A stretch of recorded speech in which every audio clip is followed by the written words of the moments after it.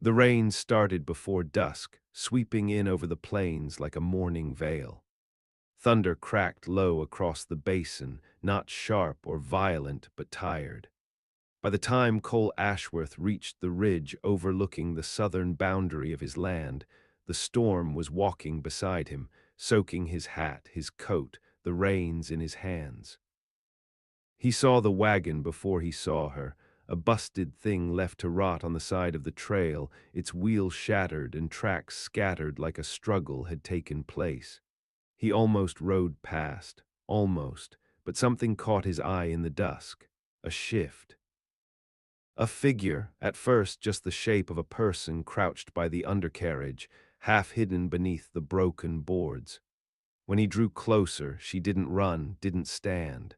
Just watched him, eyes wide and unblinking under the slick curtain of her hair. She looked like a wraith, mud to her knees and a tear down one sleeve.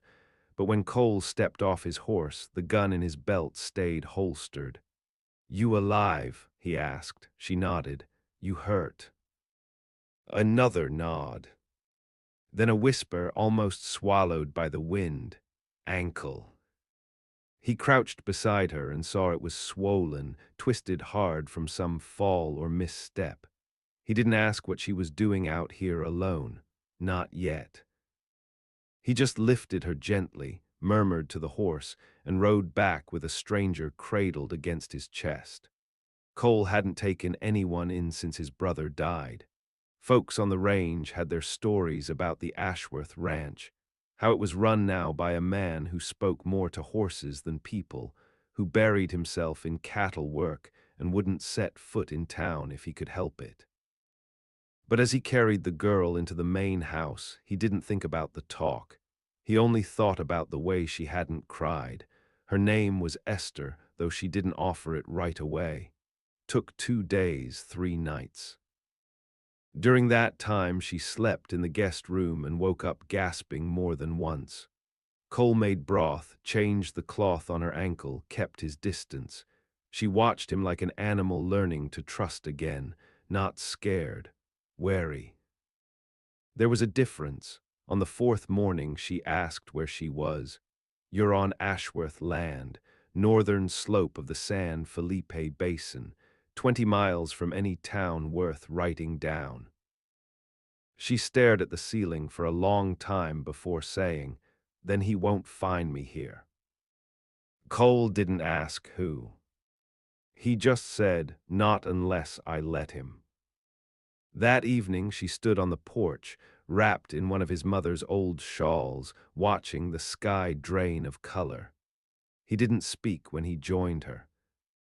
Just stood beside her, arms crossed, eyes out toward the darkening hills. "He had money," she said quietly, as if the story were someone else. "My father. So he sold me like a broodmare to the Lansing family, said it was an honor.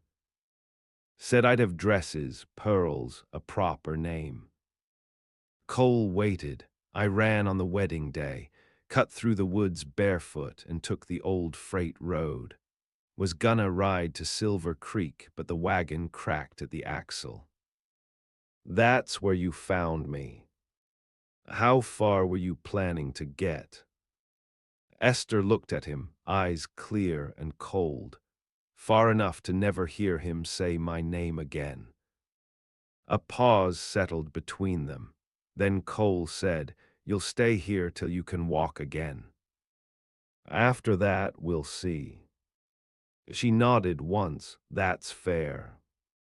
Inside, the fire burned low. Rain tapped gently at the windows.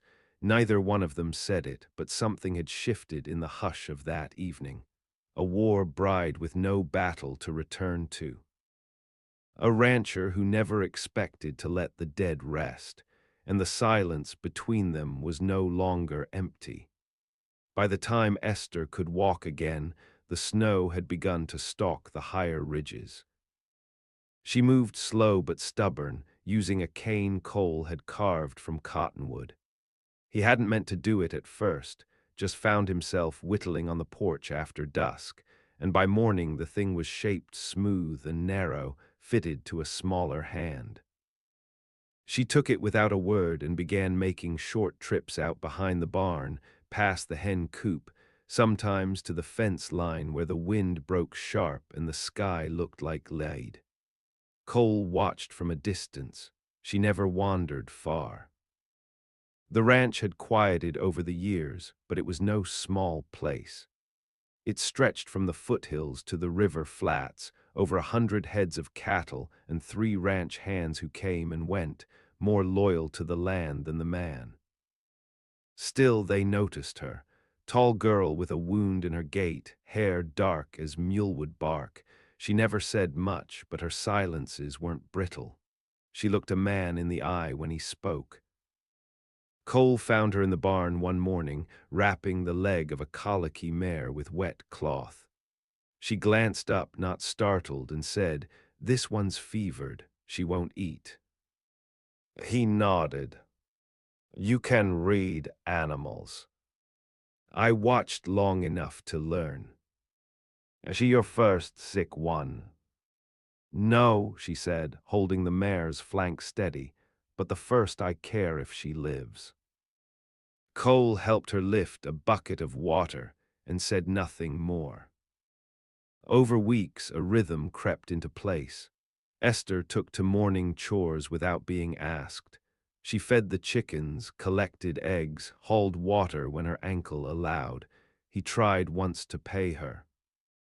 She pushed the coin back into his palm with quiet force. "I'm not for sale." He didn't offer again. Instead, he began leaving extra tools near the workbench. A clean coat hung by the door, bread cooling on the sill when he knew she'd pass through. In return, she started tending his books, dusting, reshelving them in some logical pattern he hadn't cared to consider. She mended a loose button on his shirt one night and left it folded on the stair rail. Neither spoke of it. That winter the wind came hard. Some nights the pipes froze and the cattle groaned like ghosts in the dark.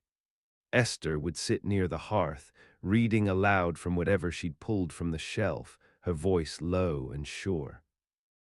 Cole sat across, sharpening tools or oiling leather, not speaking much. Her voice did something to the quiet. One morning in February, she came to him with a question in her eyes.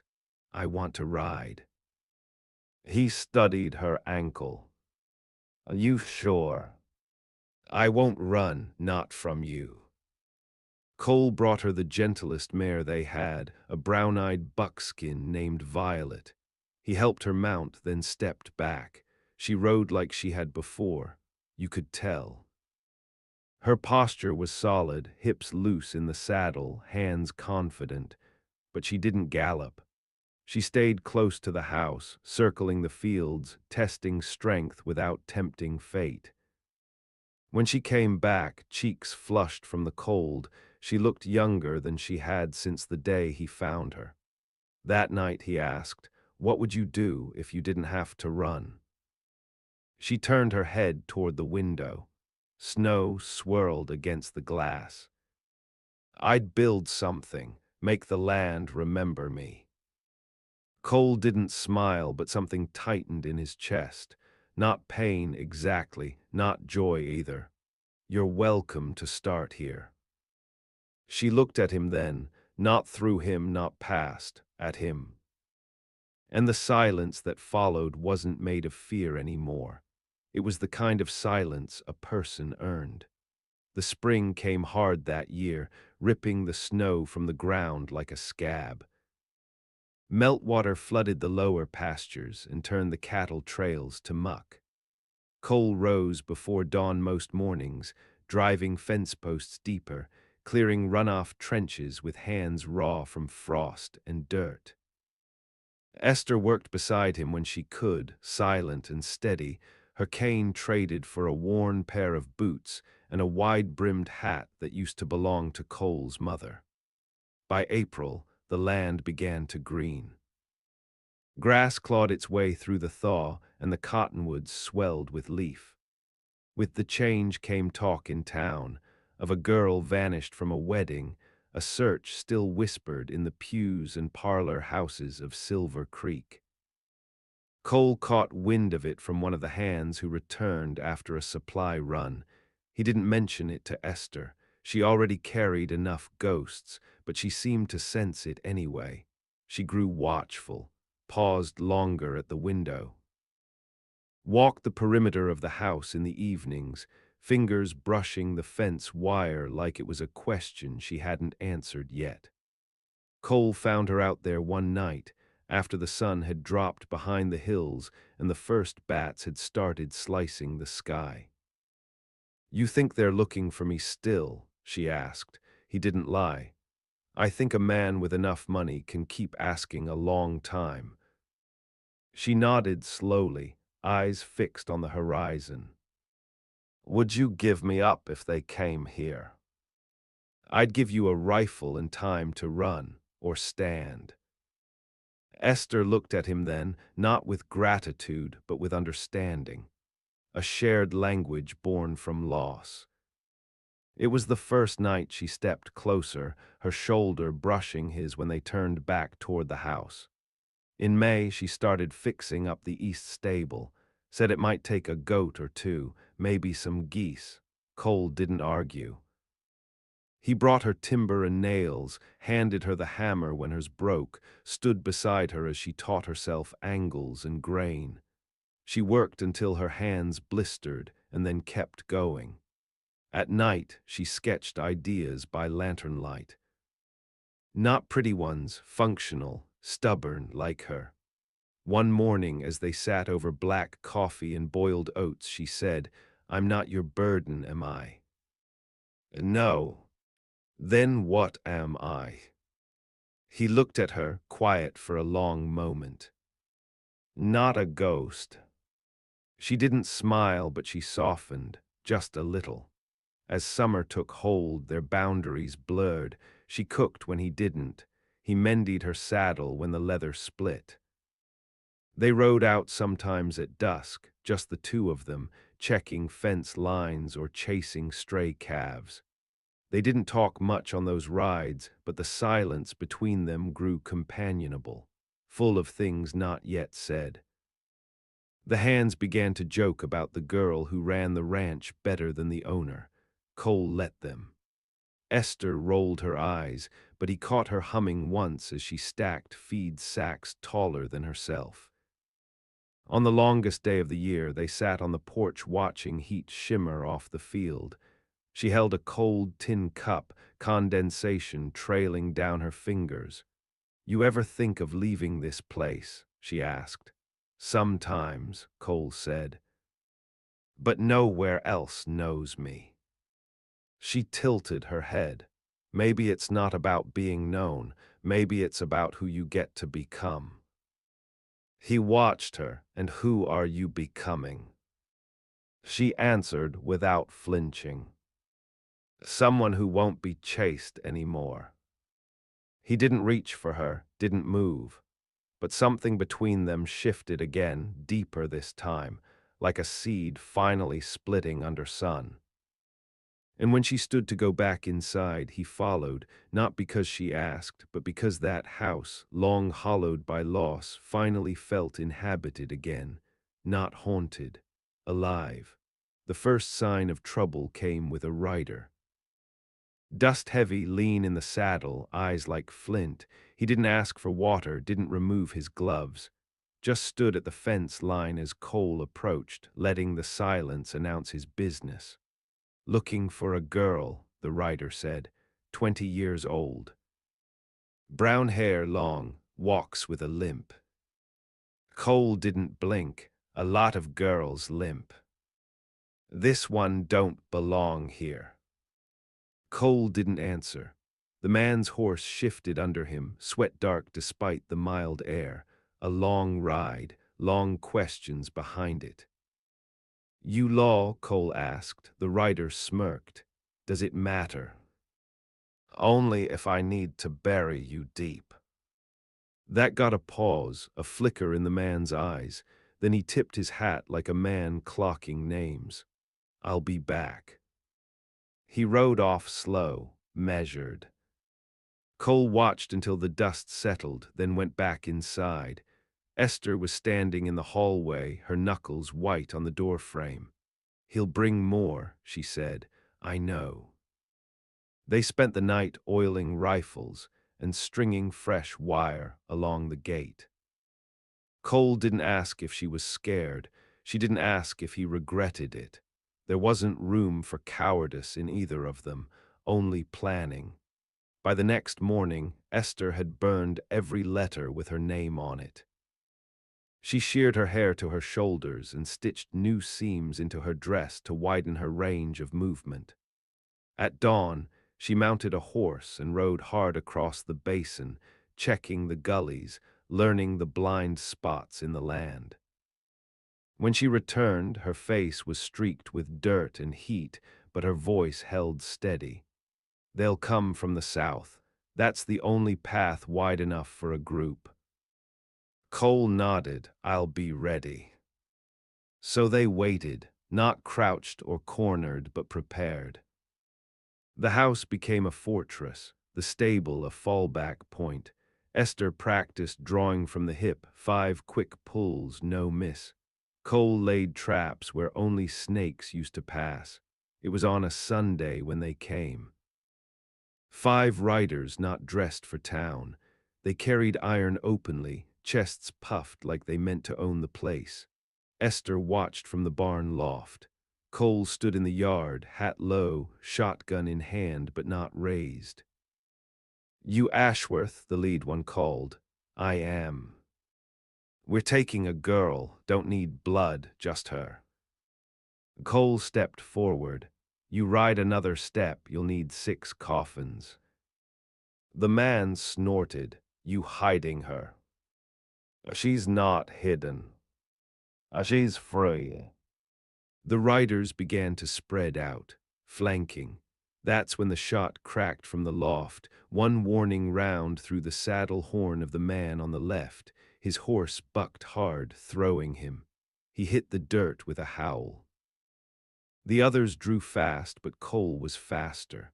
2 more shots, clean, deliberate.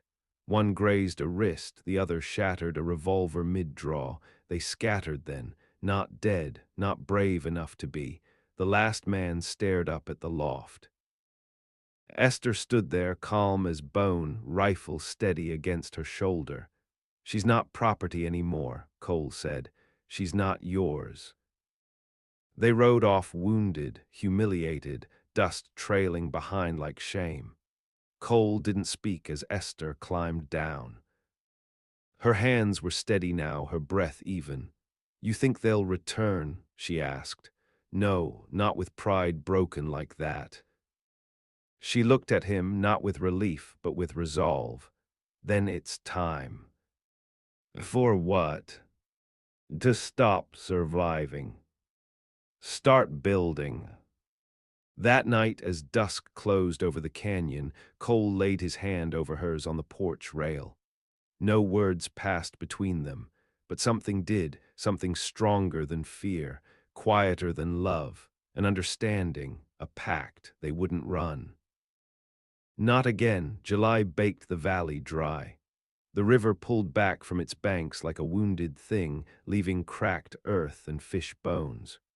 Wind stirred dust devils across the far pasture, and the cattle moved slow, tongues thick from heat. The land was lean and unforgiving, but it was theirs. Esther rose early now, before the sun had teeth. She'd traded skirts for split-riding pants, hair tied back with a strip of buckskin, arms brown and strong from the forge she'd built beside the barn.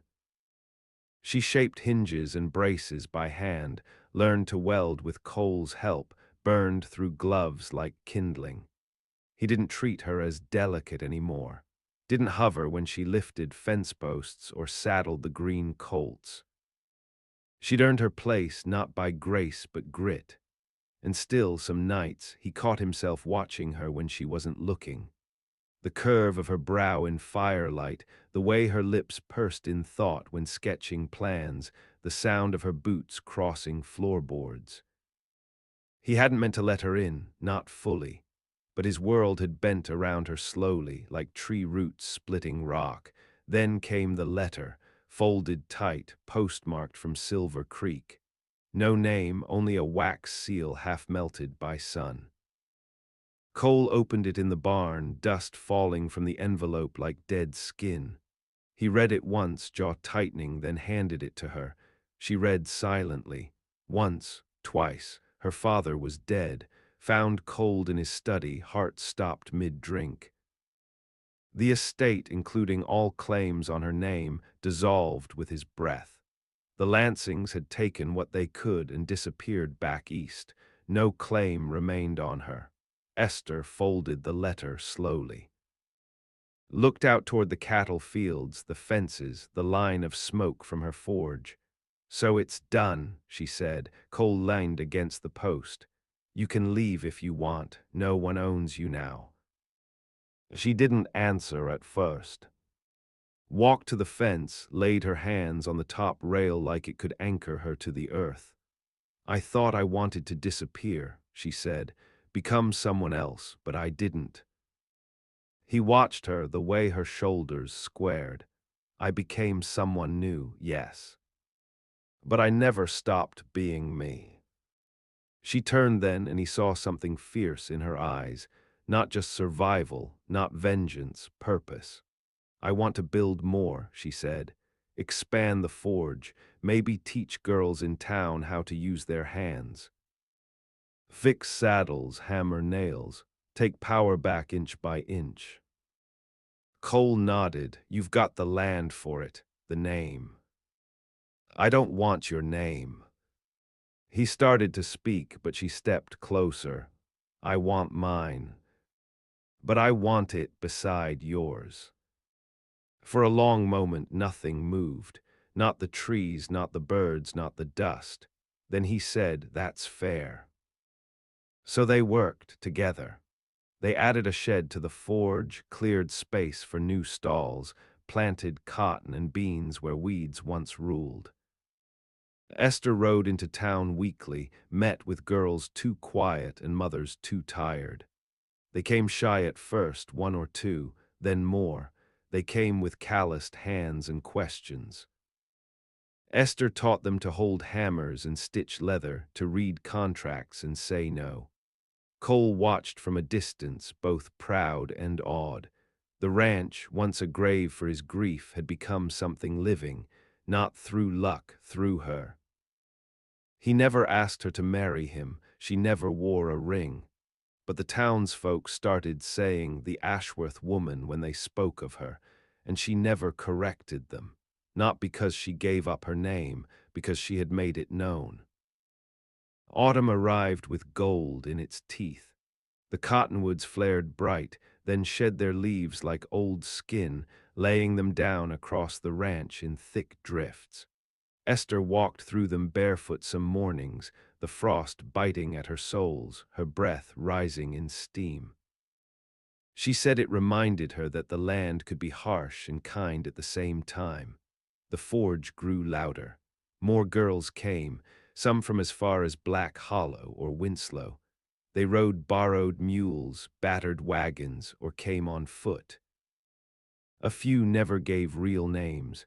Esther didn't ask for them. Inside the forge, the air swelled with heat and purpose.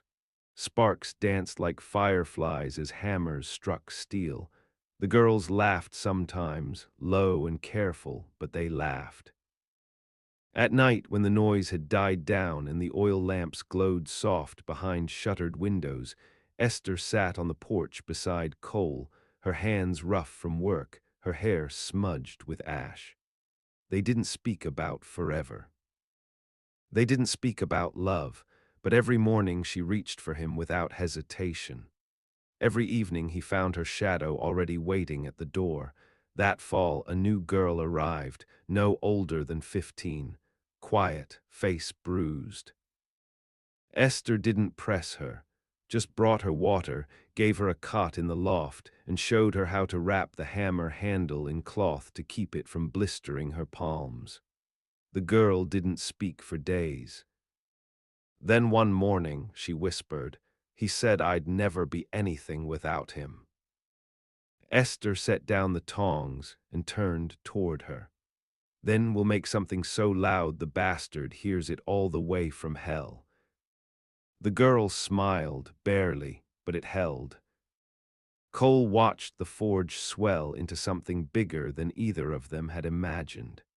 He laid new pipe for a bellows system, dug post holes for the third work shed, ran wiring so they could use lanterns after dark. He wasn't a quiet man by nature, but beside Esther, he spoke less and meant more. People started coming to the ranch with business that had nothing to do with cattle. A preacher's wife who wanted hinges for the chapel door. A storekeep from Elmsville looking to repair wagon axles. A black soldier named Harper who offered trade in raw iron and stayed 3 nights, sharing stories of Texas and the borderlands. Each left with something made by the hands of girls no one had believed in. Then came the fire. It started at night, fast and mean, likely a tossed lantern, maybe a spark from a forge left too hot. Flames licked the roof of the first shed before anyone could yell. Cole shouted orders while Esther ran into the barn, pulling blankets, dousing them in water, wrapping arms and legs. The girls formed lines without panic, passing buckets, beating at flames with soaked grain sacks. For an hour the world became nothing but smoke and heat and the scream of wood splitting apart. In the end they lost one shed, not all. Not everything, and no one died. As dawn broke over the scorched frame, Esther stood in the ruins, soot streaking her arms. Her voice, when it came, was hoarse but certain. We'll build it again, bigger, stronger. She looked at the girls. They rebuilt with calloused hands and full hearts. The charred remains of the shed were cleared by midday, nothing wasted. Every board too damaged to save went into the fire pit. Every nail was pulled, straightened if it could be, tossed if it couldn't. The girls didn't flinch from the work. They built with grim joy, as if the fire had only proven something they already knew, that nothing born from them would fall easy. Esther led them, barefoot in the ash, hair tied back, voice steady. Her shoulders bore the weight of the forge's future like a yoke, and she didn't stagger once. Cole stood beside her when the beams rose. He didn't take over, didn't instruct. Just measured, braced, lifted when she nodded. That was the thing between them now. They didn't need vows. They didn't need names carved into rings. What they had was work, built honest, shared equal. By winter, the new forge stood twice the size of the first. 2 chimneys, 5 anvils, a back room for the girls to sleep if they needed safety at night. Esther painted no sign above the door. It didn't need one. Folks already knew where to go when something was broken and needed setting right. Some days, Cole found himself watching her from the field, hands on his hips, the wind tugging at the brim of his hat. He'd seen many kinds of strength in his life, men who broke horses with their bare hands, women who'd buried half a family and kept going, but Esther's strength was different, not loud, not sharp, it built things. Not just barns or sheds or bridles, but people. He realized it one night, watching her braid the hair of the quiet girl who'd arrived months earlier. The girl laughed now, not like a child, like someone who'd earned the right. Later that evening, as they sat in the doorway of the main house, Esther spoke without turning her head. "You remember the first thing I said to you?" Cole thought, "You told me your ankle was twisted." She shook her head. "No. I said, then he won't find me here." He nodded, the memory settling between them like old dust. "He didn't," she said, "but I did." He looked at her then, saw her as she truly was, not a bride rescued, not a girl fleeing a cage. But the fire inside a house reborn. "You're not just mine," he said. She met his eyes. "No, I'm my own, but I've chosen this." She took his hand then, rough palm to rough palm. No silk, no lace, just earth and callous and quiet promise. Winter snow came early, blanketing the basin in white. The forge glowed like an ember in the dark. Smoke curled from its chimney, carrying the scent of iron and ash and something older, hope forged from ruin. And in the silence of that land, beneath stars cold and countless, Cole Ashworth held beside him the only light he'd ever known not born of flame. Her name was Esther, and she had built a life from the wreckage, one swing at a time. Spring returned like a second chance. Slow, soft-handed, the kind of season that didn't rush, didn't roar. It crept in gently over the ridge, laid itself across the valley with blossoms instead of thunder. And for the first time in years, Esther let herself wake without scanning the horizon. She had planted a small orchard on the east side of the ranch, 6 apple trees, crooked and stubborn, barely taller than her shoulder. Cole had laughed when she told him. "They'll take 10 years to bear fruit," he said. She shrugged. "I'll still be here." And she was. The forge ran 4 days a week now. The girls came and went with freedom in their bones. Some stayed. Some moved on to towns that once would have swallowed them whole. One built her own shop in Ashwater. Another married a butcher who asked permission first from her. Esther kept names in a small ledger, not to track them, but to remember. One dusk, as Cole returned from the far pasture, he found her on the porch, oiling her old rifle. Not because of threat. Habit, maybe, or ritual. The light painted her in gold, the same way it had the first day he saw her walk across the yard without her cane. He leaned against the post. "You ever miss it?" he asked. "The old life?" He shook his head. "The fire, the fight." She tightened the screws, then set the rifle down, thought for a moment. "No, I miss the clarity sometimes. The way everything felt sharp, simple, but not the ache." He watched her watching the land. "You're softer now," he said. She glanced at him, brow raised. "I didn't say weaker." She smiled, small and true. "Neither did I." That night they danced in the kitchen. No music, just the shuffle of bare feet, the rhythm of a house no longer haunted, her head on his shoulder, his hand at the small of her back. Years would pass.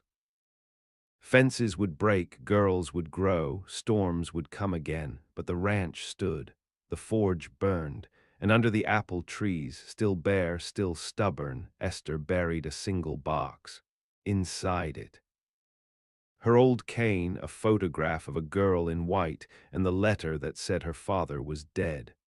She didn't mark the grave, but she visited sometimes, not in mourning, in thanks, because some justice doesn't come with blood. Some revenge ends not with a shot, but with the quiet miracle of staying. And Esther stayed.